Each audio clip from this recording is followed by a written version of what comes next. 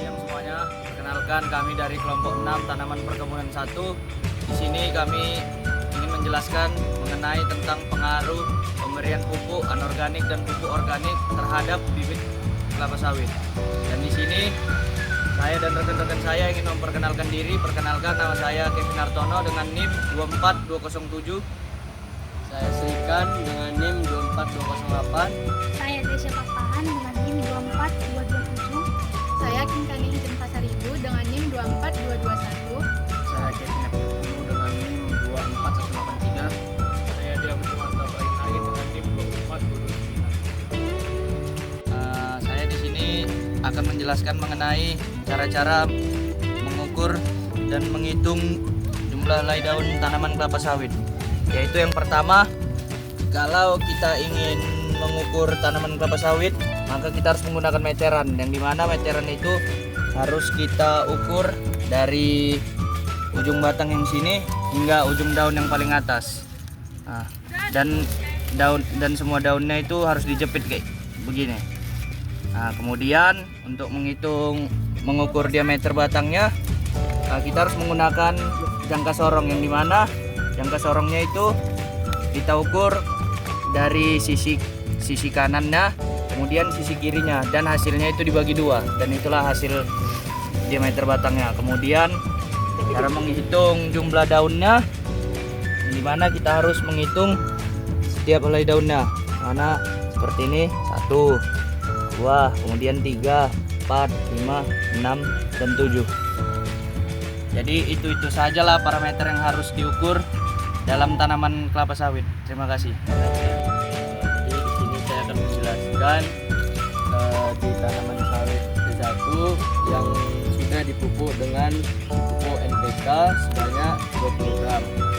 Jadi itu dampak ke tanamannya itu dia ada juga yang berbolong seperti ini, dan juga tinggi tanaman itu mungkin sedikit bertambah dari sebelumnya.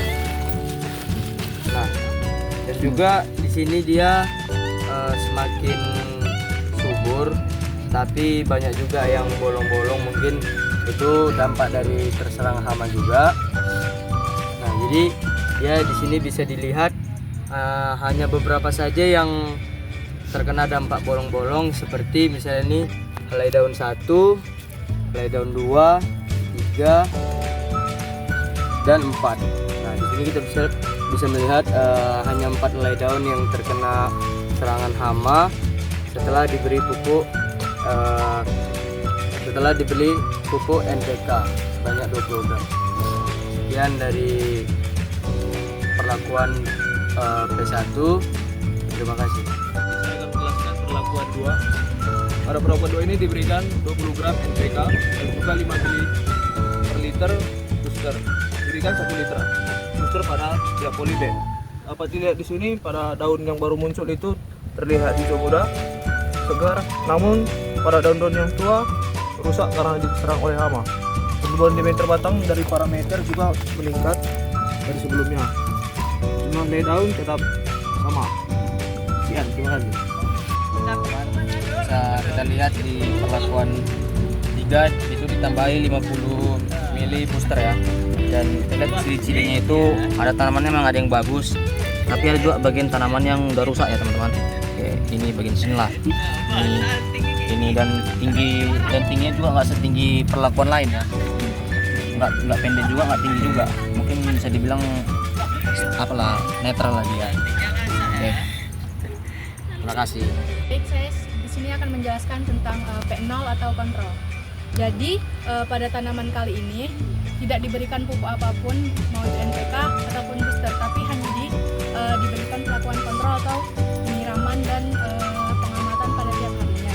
Jadi di sini dapat dilihat bahwa setelah diaplikasikan tanaman itu banyak berlubang, walaupun ini dapat terjadi karena serangan hama. Terus kayak ada seperti ini daunnya, dan tingginya itu tidak pala tinggi seperti tanaman lainnya atau sejajar gitu. Mungkin ini diakibatkan oleh telat pindah tanam. Terus dilakukan juga penyiraman pada setiap minggunya atau pada cuaca tertentu untuk memastikan pertumbuhannya tetap tumbuh dengan optimal. Sekian, terima kasih. Baik, di sini saya akan menjelaskan mengenai gulma. Pencabutan gulma adalah salah satu metode pengendalian gulma dengan cara mencabut gulma dari akar-akarnya. Tujuannya bertujuan untuk agar nutrisi tanaman tidak terbagi dua dengan gulma. Terima kasih.